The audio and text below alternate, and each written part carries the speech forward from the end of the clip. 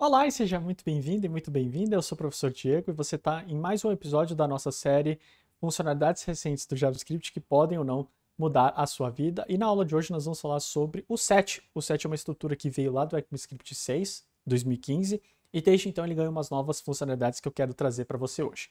Se você não sabe o que é um set, não sabe como essa estrutura funciona no JavaScript, nós vamos fazer uma breve recapitulação. Vou te mostrar o básico do básico do básico para que você se contextualize. Então, vou te mostrar as novas funcionalidades. Legal? Então, vamos nessa. Para a aula de hoje, eu vou dividir a nossa tela em duas partes. Na esquerda, eu vou fazer alguns desenhos para te ajudar a entender que operações são essas que nós vamos fazer. E do lado direito, o código, como sempre. Legal. Então, nós estamos falando aqui de uma estrutura que se chama set. Essa estrutura, ela é bem parecida com o que nós já estamos acostumados em um array. Então, imagina a situação ali onde eu tenho um array 1, 2, 3, 4, 1, 3, 5 e 6. Esse array aqui não tem nada demais, é um array de números ali, tipos primitivos, e eu consigo iterar esse array, e o set também é uma estrutura iterável, ou seja, eu consigo passar de um para outro através de um cursor aqui, certo? Então, e aí eu consigo utilizar aquelas funções do JavaScript, tipo for off, coisas do tipo, para conseguir fazer uma iteração. Legal. Qual que é a diferença do set, então, para essa estrutura do array que nós estamos conhecendo? O set é uma estrutura onde ele não permite, de jeito nenhum, valores duplicados. Então, nessa situação, você concorda aqui que o número 1 ele é um valor duplicado e o número 3 é um valor duplicado? Por que ele é duplicado? Porque ele já apareceu aqui e ele já apareceu aqui. Então, essa estrutura do set, o que ela faz? Ela garante que você nunca vai ter valores duplicados dentro da sua estrutura. Então, esse 1 morreria e esse 3 também morreria. E eu consigo te mostrar isso com um código. Então, olha só, imagina que eu tenho esse array de números aqui, onde eu tenho os valores 666 repetidos. Eu quero me desfazer desses números. O que eu posso fazer? Eu posso criar um novo set, que eu posso chamar de unique set ou unique numbers, pode ser unique numbers. E aí eu vou utilizar o construtor do set e vou passar esse array dentro do construtor. Na hora que eu faço isso e procuro aqui pelo unique numbers, olha só que interessante o que acontece.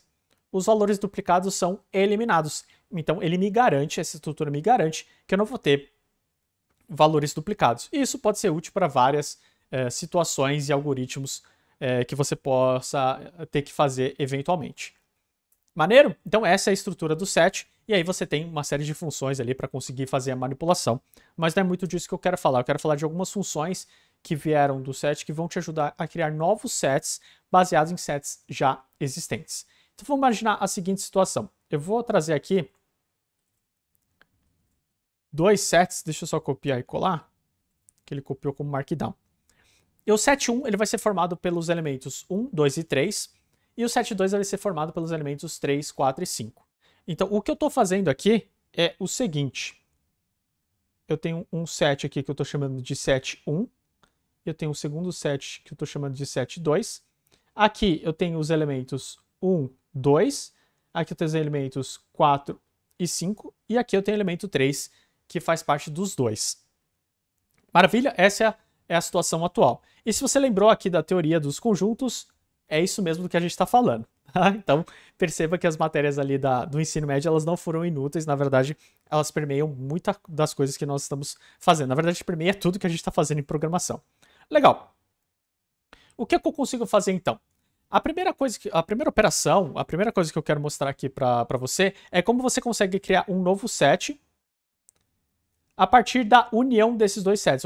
Ou seja, eu quero um novo set que contém todos esses valores aqui. Os valores que fazem parte de 1, os valores que fazem parte de 2 e os valores que fazem parte de 1 e 2 ao mesmo tempo. Ou seja, eu quero fazer a união. Então eu posso vir aqui, vou criar os dois sets. Eu posso criar um novo set chamado union set, que vai ser igual ao set1, ponto, union com o set2. E aí, na hora que eu procuro aqui quem é o union set, você vai perceber que ele criou um novo, tá? Ele cria um novo set, os originais, eles não são manipulados, que agora possui todos os valores que fazem parte dos dois, sem valores duplicados. Então, perceba que o 3, ele só aparece uma única vez. Maravilha? Então, o union é a primeira função, o primeiro método que eu queria te mostrar. Existe um outro que é o contrário ali da união, onde você quer, não sei se é o contrário, mas onde você está interessado somente nos valores que são a intersecção.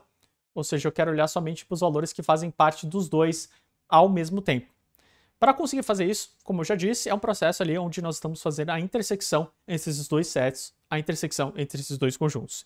Então, se eu criar um set 1 ponto intersection com set 2, o resultado aqui vai ser um set somente com o número 3, que é o único elemento que faz parte dos dois conjuntos, dos dois sets. Legal? Eu tenho uma outra operação onde eu posso estar interessado somente nos valores que fazem parte do set 1, mas sem olhar para os outros sets. Ou seja, eu quero só os valores que fazem parte do set 1 e eu não quero valores que fazem parte do set 1 e fazem parte de outros conjuntos. Então, no caso aqui, eu posso estar interessado em somente no que a gente diz que é a diferença entre esses dois sets. Se eu quero ver a diferença, eu posso fazer set 1 ponto diferença com set 2. E aí ele vai me dar aqui os dois valores que eu já esperava, que eram o 1 e o 2, que são os únicos valores que são praticamente exclusivos desse set. Legal? Existe uma outra operação que nós podemos fazer, que também é uma diferença, mas é uma diferença simétrica, onde eu quero todos os elementos que fazem parte do primeiro set, todos os elementos que fazem parte do segundo set, mas eu não quero elementos que fazem parte dos dois ao mesmo tempo. E aí eu posso fazer aqui, ó, set 1 ponto uma diferença simétrica com o set 2. E aí, ó, eu tenho os valores 1, 2, 4 e 5. Por quê? São os valores que são ali, né, que eu tô chamando de exclusivos, só fazem parte do set 1, os valores que são exclusivos do set 2, e os que fazem parte dos dois é totalmente ignorado. Legal? Então, essas são as operações que eu queria te trazer, nas quais você consegue criar novos sets, novos conjuntos, a partir de conjuntos que já existem na sua aplicação. E isso é muito útil em várias situações, facilita muita manipulação de array que você teria que fazer eventualmente aí no seu JavaScript.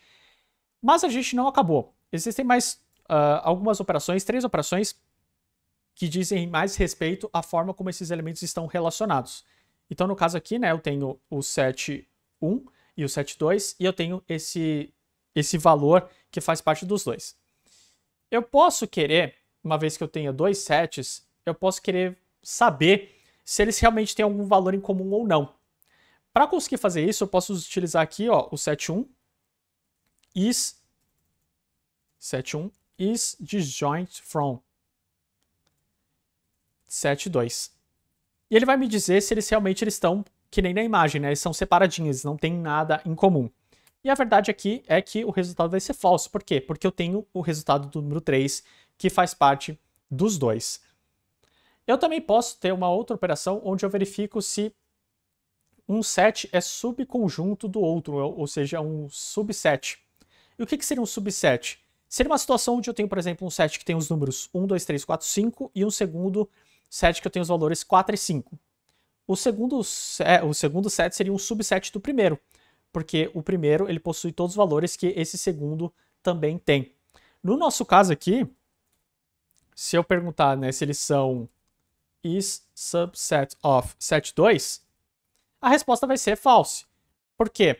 Porque eles não têm todos os valores em comum, né? Eu tenho no primeiro set 1 e o 2 e o 3, e o outro o 3, o 4 e o 5. O único valor que ele tem em comum é o 3, então não tem como eles serem um subset do outro, o que leva à última função que eu queria te mostrar, que é o is superset of, que seria o contrário, para, por exemplo, você descobrir, no caso, né, se o set 1 seria um superset do segundo, ou seja, ele tem todos os valores que o segundo tem, que no caso aqui também vai ser false, né, tanto para set 1 em relação ao set 2 e o set 2 em relação ao set 1, e aí o resultado também vai ser false.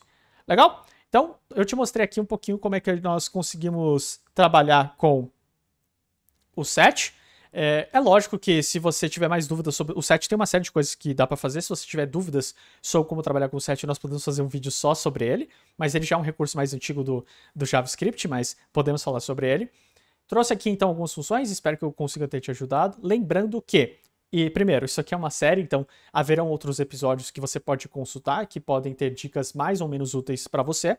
Segundo, existe também aí na descrição do vídeo um texto escrito onde todas essas explicações estão lá também. Então você não precisa decorar os códigos que eu fiz, você pode copiar e colar e fazer os testes por conta própria. E o terceiro lembrete é que a caixa de comentários é de vocês. Então se você tiver alguma dúvida, tiver alguma sugestão ou alguma crítica, você pode endereçar nessa caixa, ou se você quiser falar comigo, tem o site onde você pode entrar em contato diretamente comigo e vai ser um prazer te responder. Legal? Então, sou o professor Diego, esse foi mais uma aula da nossa série, e eu te vejo numa próxima para a gente poder falar de outros recursos tão legais quanto esses no JavaScript. Até mais, tchau, tchau.